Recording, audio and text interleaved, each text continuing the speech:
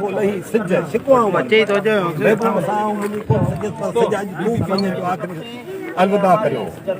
आऊं न गॾी किरी खे तू थो लही सिज हे जे ॾियां संगिया से दे प्रिया खे वञी के चए जिते वेचारी वात हुई आऊं न गॾी किरी खे आऊं न गॾी किरी खे जो भन वियड़ो जाड़ आऊं न गॾी किरी खे जो भन वियड़ो जाड़ आदा आरी चन खे चाड़ी काई चाड़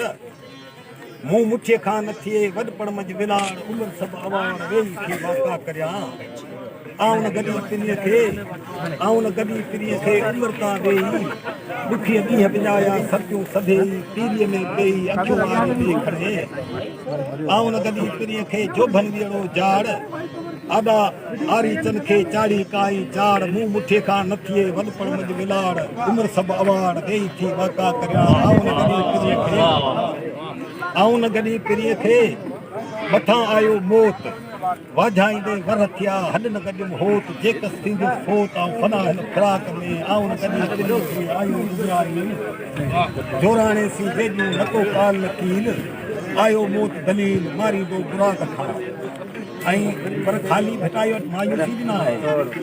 ऐं भिटाई साॻे सुर में जेको आहे सो डूंगरनि जबलनि पहाड़नि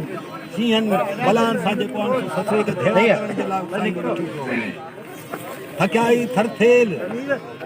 थकियाई थरथेल चढ़ चुकियाई चोटीअ हलंदे हो त पुन होॾे भव मिड़ोई भेल उथी राओ रेल वेठनि तां वारी लड़े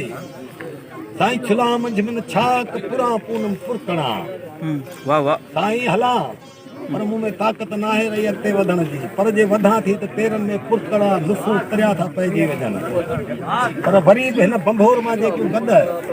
सहेलियूं ऐं दोस्तनि खे ॿुधाईंदो अलॻि अॼु जे मकान ते पाण बीठा आहियूं हिन खां 4 किलोमीटर परियां मुंहिंजो ई सम्झो ॻोठ मौजूदु आहे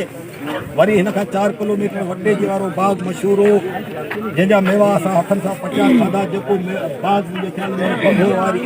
एराज ते फैलियल हो जंहिंमें लखे माण्हू पर गॾु वञनि त उहो काढ़ो सिज कोन ॾिसी सघंदा हुआ ऐं इन बाग जी बर्बादी तक़रीबन 85-86 खां पोइ जेका असां शुरू थी ऐं आउं सम्झां थो त इहा असांजे सिंध गवर्नमेंट जी कोताही वॾ में वॾी हुई जेको असांजी तारीख़ी बाग बाग सभिनि जो सो हिननि वधाए छॾियो उन खां पोइ जेका जेका तारीख़ी बाग न हुआ ॾिसो तव्हां हुते बेरिया टाउन में भिटाई जो तकियो आहे उतां मोरड़े मीर बहर जा जेका तारीख़ी मक़ाम जा अंदरि जाठी बदरा रतो कोटा समुंड में जेका बाग मौजूदु आहिनि ऐं असांखे इन्हनि सभिनी जी हुकूमत सां वारसी करणु घुरिजे भिटाई जो देश में पढ़ियुमि त छुला मंझि में छाक पुरा पूनम पुरकणा हलां थी मूं में ताक़त न आहे पर जे हलां थी त पेरनि में तरिया था थी पर मतां खां मूंखे जेकॾहिं का चवे त हिन मशन ते तूं अॻिते कदम रखियो वापसि थी त इहे मुंहिंजे इश्क तां मुंहिंजे मोहबत जी तोहीन हूंदी मज़ाक हूंदी छुला मंझि में छाक पुरा पूनम पुरकणा मतां का मुंड करे मोटण जी मज़ाक चित संदो मूं चाक हाड़े हॾ हड़ी कयो मोटण जा मज़कूर जाकी चयुसि जॾहिं